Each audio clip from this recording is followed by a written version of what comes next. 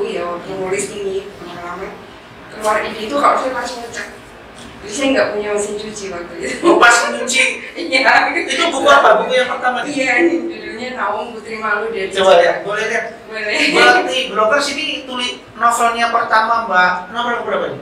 Oh, novel pertama Mbak Ati ini mungkin bisa kelihatan lebih dekat nggak? Ini bisa nggak kelihatan? Di kamera mungkin kita bisa lihat ini. Nah, judul.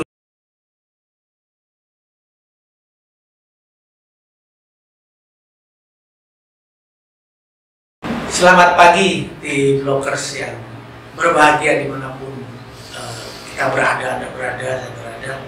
Semoga kita dalam keadaan sehat walafiat.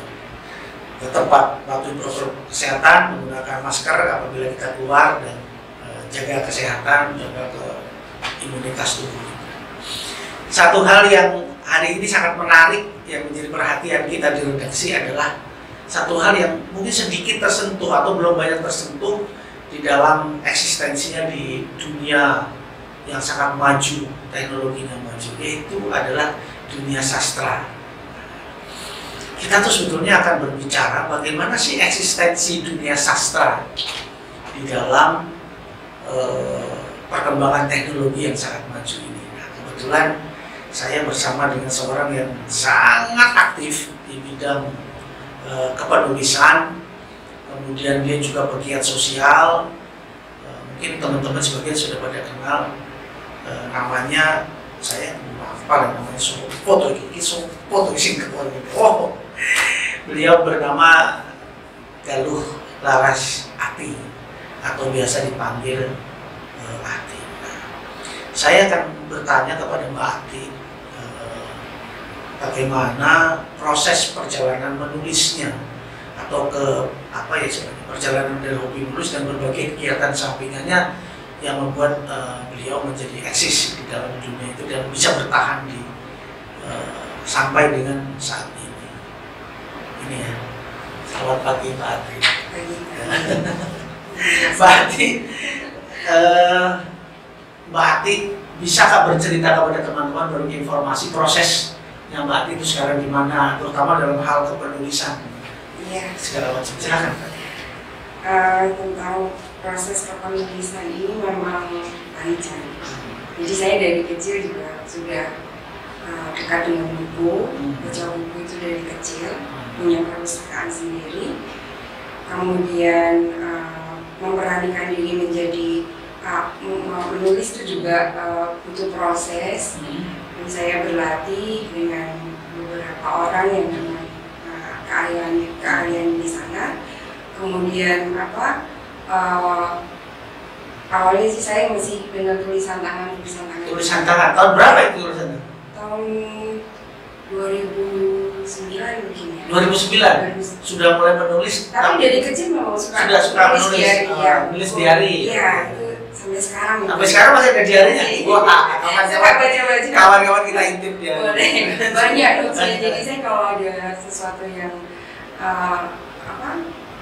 bagus untuk ditulis, ya lucu, entah itu filsafat, dan apa sih selalu nulis. Nah itu kebiasaan sampai sekarang tuh selalu bawa notes gitu. Jadi itu yang menjadi bahan. Jadi awalnya memang tulis tangan, dan buat saya nulis tangan itu mendekatkan rasa saya, tangan saya, dan pikiran. Oh, bedanya di situ. Sebentar, di Brokers ini menjadi penting. Mengapa menulis dengan menggunakan tangan ini, dengan alat tulis tentu saja, dengan pena ya, dengan pincel itu menjadi memiliki apa? Memiliki hal yang lebih penyatuannya itu karena apa, Mbak? Karena itu tadi. Jadi kan kalau nulis juga pelan, jadi ada konsentrasinya juga, kemudian ide itu juga keluarnya buat saya ya. Orang suka yang seperti ini atau begini ya, tapi kalau saya pribadi senang dengan tulis tangan gini ya. Jadi ini ada gerakan-gerakan. Iya kan pelan juga, jadi konsentrasi gitu, dan keindahan tulisan juga membuat kita senang. Oh, jadi tidak gitu ya. Banyak baru gitu. Jadi berarti gini, ada satu konsep penulis rewriting itu memang dengan tangan gitu ya. Iya. Jadi ini bagus sekali untuk kesabaran juga. Melatih kesabaran, jadi tidak hanya sekedar. Tapi kalau sekarang kan cepat-cepat gitu ya. Kan orang buru-buru. Di dalam dunia sastra memang tidak diperlukan kecepatan mungkin kali ya, atau apa ya? Rasanya. Nah, sekali tulisannya tuh ada seninya, ada rasanya. Gitu.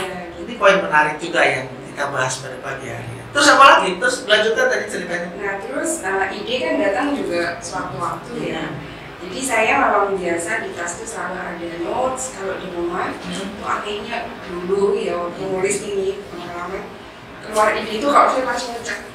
Jadi saya nggak punya mesin cuci waktu itu. Oh pas nyuci? Iya. Itu buku apa? Buku yang pertama nih? Iya, ini judulnya Naum Putri Malu dari. Coba lihat, boleh lihat? Boleh. Berarti Blokers ini tulis novelnya pertama Mbak, novel berapa nih? Oh novel pertama Mbak Ati ini mungkin bisa kelihatan lebih dekat kan? Ini bisa nggak kelihatan? Di kamera mungkin kita bisa lihat ini. Nah, judulnya Naum Putri Malu dari Jawa. Ini ditulis tahun berapa ya? Tahun terbitnya 2013. 2013. Jadi sebelum tahun itu. Sebelum pandemi itu ya, jauh sebelum jadi pandemi. saya mencoba dimanapun saya ada selalu adaptasi sama kertas. Jadi karena ide datang enggak kadang apa? Kadang-kadang muncul sendiri. Langsung ditulis gitu ya? Supaya nggak lupa. Nggak lupa. Nah kalau sekarang kan sudah ada handphone, kadang-kadang di notepad gitu. Di notepad gitu ya? Iya. Tapi kalau lebih memungkinkan saya lebih masih senang tulisan. Ini Naung itu kita kembali ke karyanya Mbak Ati ini yang pertama Naung itu bercerita soal apa Mbak? Ini sebenarnya tentang Jawa dan saya mengangkat terinspirasi oleh Tembang Mencoba yang menggambarkan lingkaran hidup manusia. Jadi ini tokoh yang saya lahirkan di novel ini membawa fase-fase dalam kehidupan ketika dia masih di dalam kandungan, lahir, menjadi anak-anak, remaja, dewasa. Oh gitu ya? Gitu ya. Jadi Naung itu merupakan gambaran filsafat dari manusia. Iya, ini ada 11 kembang. Oh ada 11 kembang ya? Ada Mas Kemambang ini ketika Naung ini masih di kandungan ibunya. Di mana si ibu itu berperan penting. Pendidikan itu mulai berawal dari dalam kandungan. Kemudian nyicil ini udah lahir. Oh, kita udah tahu ini. Ya, ini tembang-tembang yang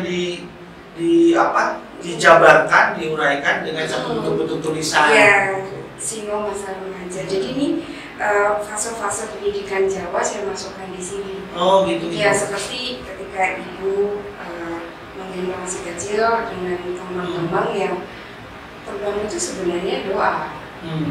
Lele itu ya itu kan doa dari ibu supaya dia kelak menjadi seorang perempuan yang pertama gitu, yang bisa memuliakan orang tua. Baik, teman-teman di Blokers, mau tidak mau, suka tidak suka, inilah salah satu bentuk kekuatan kita di Jawa ini, terutama di Yogyakarta yang memiliki kekuatan di kebudayaan.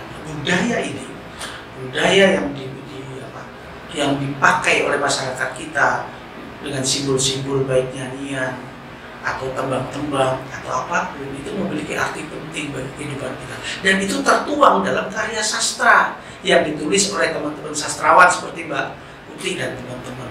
Nah, sekarang kita melangkah lebih. Setelah itu masih ada buku apa lagi Mbak yang ditulis setelah itu? Ada buku yang saya tulis dalam bahasa Jawa. Ditulis dalam bahasa Jawa? Iya, judulnya Melati.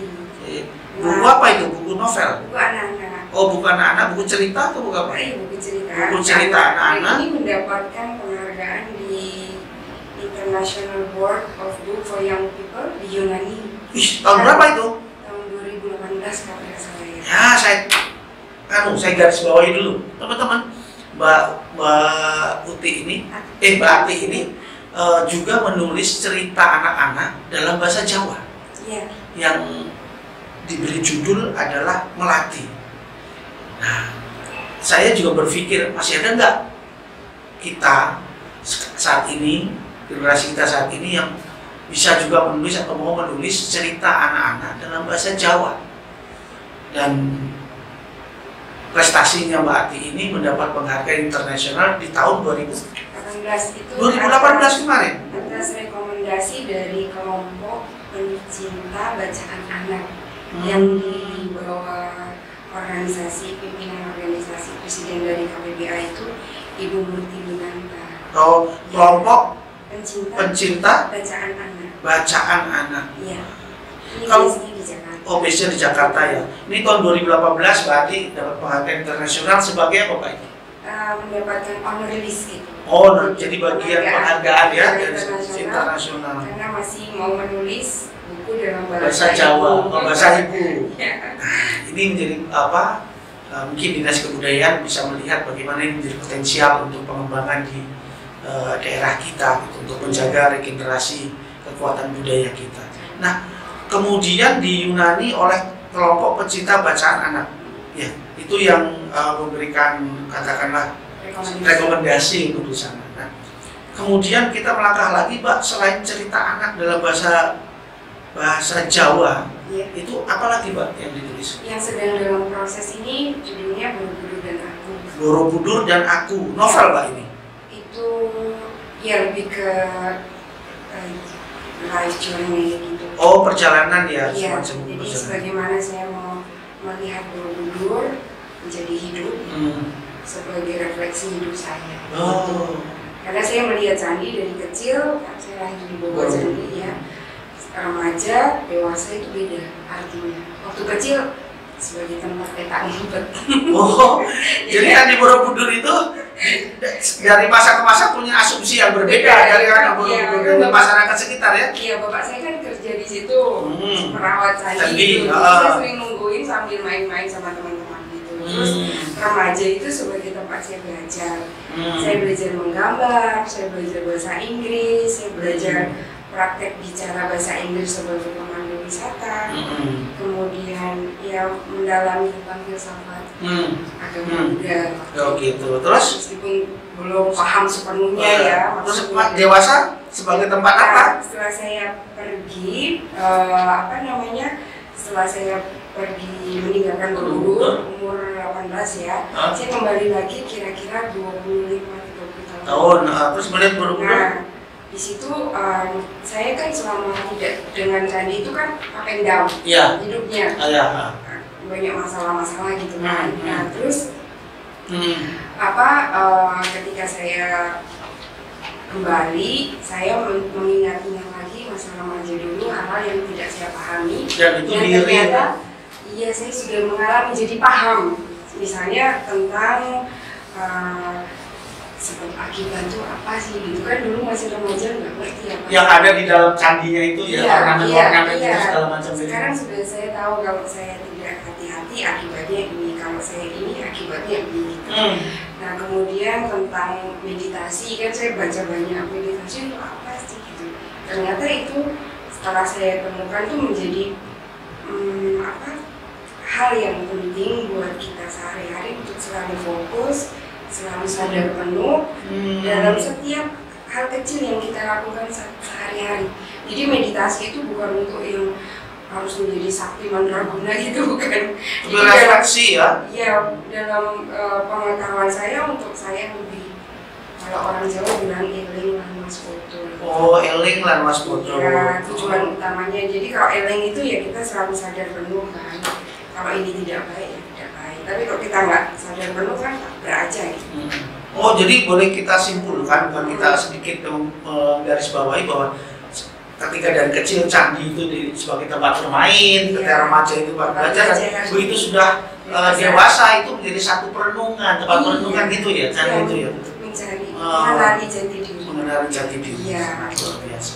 Itu judulnya Pak Borobudur dan Aku. Tapi ada part-partnya itu saya beri judul Lampahing Sampar Alum, Ing Seloti Ngata, Anggayu Piwulang Utang. Oh, sekarang udah selesai bukunya? Baru part 2. Oh, baru part 2. Kita menarik ini menarik.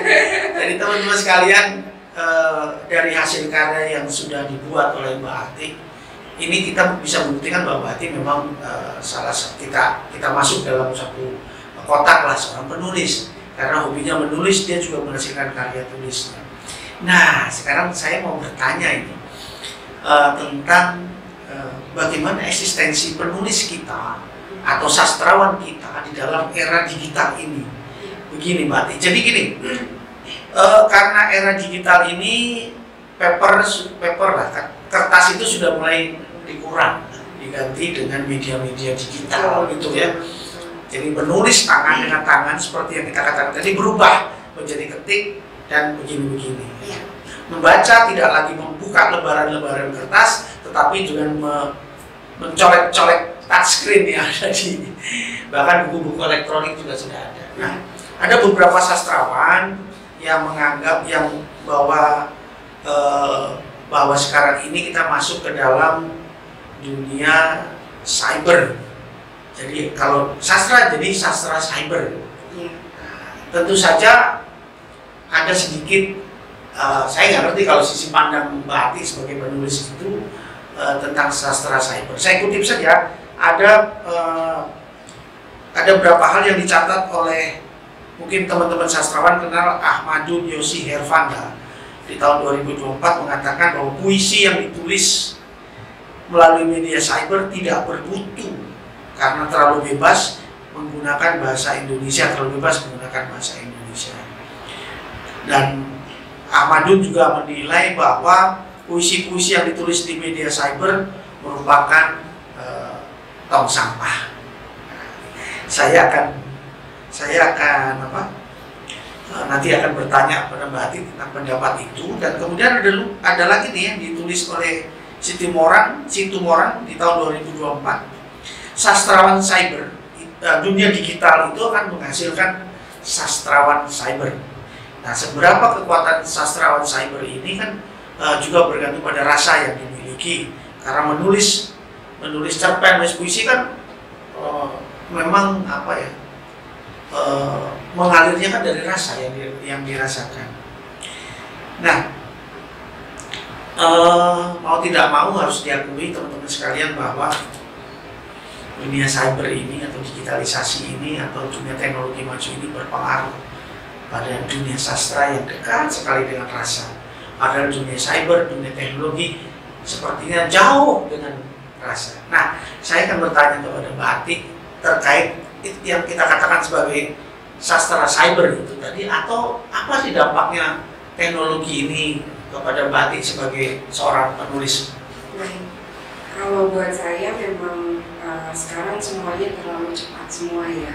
Jadi ini kembali ke masing-masing siap atau tidak siap gitu.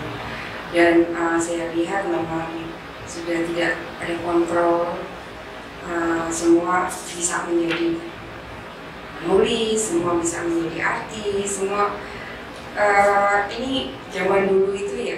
Proses buku saya ini saja.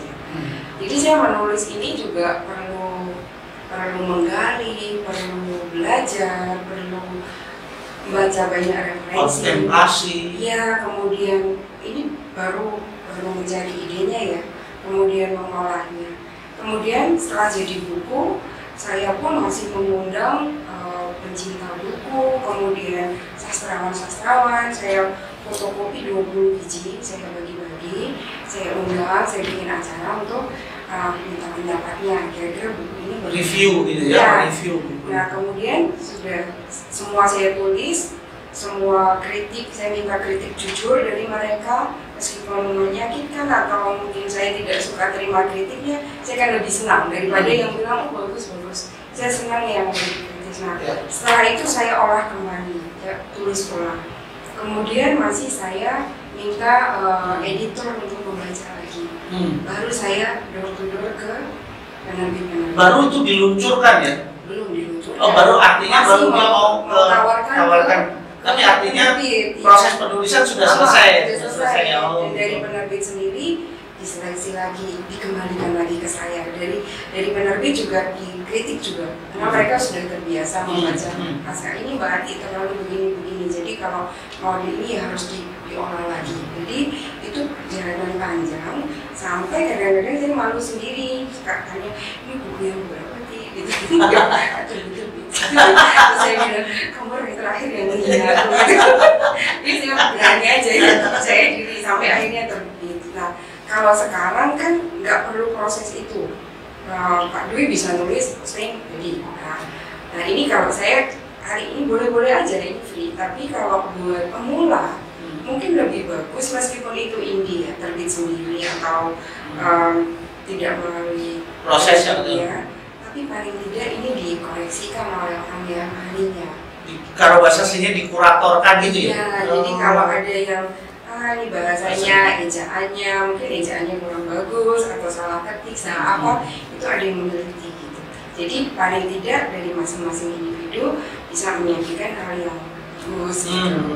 Tidak asal posting atau tidak asal ini. Dan sebagai penulis seperti saya juga mau nggak mau harus belajar ya cyber sastra itu ya. Iya, sekarang banyak platform, ada yang free itu, ada Wattpad, ada ya ibu-ibu banyak. Jadi itu juga menjadi bagian dari kita bisa menyesuaikan. Jadi ada yang benar-benar cetak, ada yang digital. Karena buat saya sih memang saya pribadi lebih suka buku yang real itu dibaca dengan lembaran-lembarannya itu. Iya, saya bahkan ini Pak Dwi ya, saya punya banyak buku, beberapa sih nggak banyak yang sangat ada di hati saya dari kecil sampai sekarang, sampai kucel sekali bukunya itu nggak saya kalau pindah selalu ikut saya gitu. Jadi ada beberapa buku yang memang saya buang, ada yang saya keep. Nah itu yang membuat saya punya bonding dengan buku. Nah ini yang ingin saya tanamkan. Kebetulan saya merintis sekolah di Borobudur, sekolah bermain gitu ya. Itu saya membiasakan ibu-ibu untuk mendekatkan anaknya dengan buku, real buku. Dengan buku? Iya. Paper, kertas? Iya, bukan dengan pad, bukan dengan HP? Bukan, jadi ini nanti ada proses. Jadi saya buku yang satu kata dulu, nggak usah yang banyak-banyak. Terus yang kalimatnya sedikit. Nah, nanti anak juga kita ajarin caranya membuka buku yang benar, merawat bukunya yang benar, supaya mungkin disampul plastik, mungkin apa. Jadi kita jangan ditekuk-tekukin gitu juga. Jadi ada satu sanggar atau pusat kegiatan pemberdayaan masyarakat Mbak Ati ini yang di Borobudur yang mengajarkan bagaimana hal itu tadi. Iya, pertama saya dekatkan ibu dengan buku atau ayah ya. Jadi memang pertama anaknya dulu. Saya ingat saya belikan kursi rotan. Saya bilang siapapun yang duduk di kursi rotan ini harus pegang buku dan bercerita, dan yang lain-lain mendengarkan, membaca nyaring gitu ya, bercerita. Nah di rumah akhirnya anak-anak itu menuntut untuk dibacakan dongeng karena kan udah mulai suka. Nah itu sampai ada satu bapak yang komplain sama saya. Pusing sejak saya datang ke desa itu mengajarkan itu tadi karena dia mau nggak mau harus membaca buku. Sekarang dia mau tidur deh. Nah ini yang saya cari. Jadi terus kadang-kadang saya lihat pemandangan ibu-ibu buat keranjang bambu gitu ya, anaknya di sampingnya baca buku dan dia ikut mengoreksi. Jadi hal-hal yang ya sesaat nggak usah pakai handphone. Tidak usah terlepas dari teknologi ya. Tapi teknologi juga dikenalkan, jadi saya imami. Aduh, ini inspiratif banget teman-teman di Blockers. Jadi bagaimana menjaga dan merawat kebudayaan, bagaimana menjaga dan merawat kesenian, bagaimana menjaga dan merawat nilai-nilai filosofi budaya yang ada di sekitar kita melalui banyak cara. Mbak Ati ini melakukan itu untuk merawat dan menjaga kebudayaan supaya terus bisa bertahan dan menjadi identitas penting bagi kita di bangsa ini. Kemudian yang kedua, bahwa proses penulisan, membaca buku itu juga menjadi bagian penting dalam penanaman karakter generasi kita. Itu bukan berarti menolak teknologi, tapi bolehlah dengan teknologi, tapi ada saat-saat kita menggunakan kekuatan budaya untuk mengasah ketajaman kearifan lokal yang ada pada kita. Mbak Ati juga seorang penggiat sekolah alam yang ada di Borobudur, dan saya tuh dibikinin ini. Wah, luar biasa. Terima kasih Mbak Ati. Iya, kita pajang di sini. Terima kasih Mbak Ati, ini kita juga ini. Dan ini juga coba lihat, dia bawa makanan ini tipikal mak-mak sebetulnya kalau kemana-mana itu. Suka bawa oleh-oleh. Baik, tapi poin penting yang kita catat pada pagi hari ini diskusi kita yang singkat ini adalah yang pertama, tim blockers bahwa sastra kita masuk dalam sastra cyber, bukan alergi dalam sastra cyber, tapi kita harus bijak mensikapi. Bagaimanapun kekuatan budaya harus diberikan pada generasi berikutnya melalui pembelajaran seperti yang bukan berarti tadi, mengenalkan anak dengan buku, membaca, itu menjadi yang paling penting, dan orang tua mengarahkan pada hal-hal yang lebih baik dalam kekuatan budaya. Terima kasih tim blocker, sampai ketemu lagi di episode selanjutnya. Terima kasih.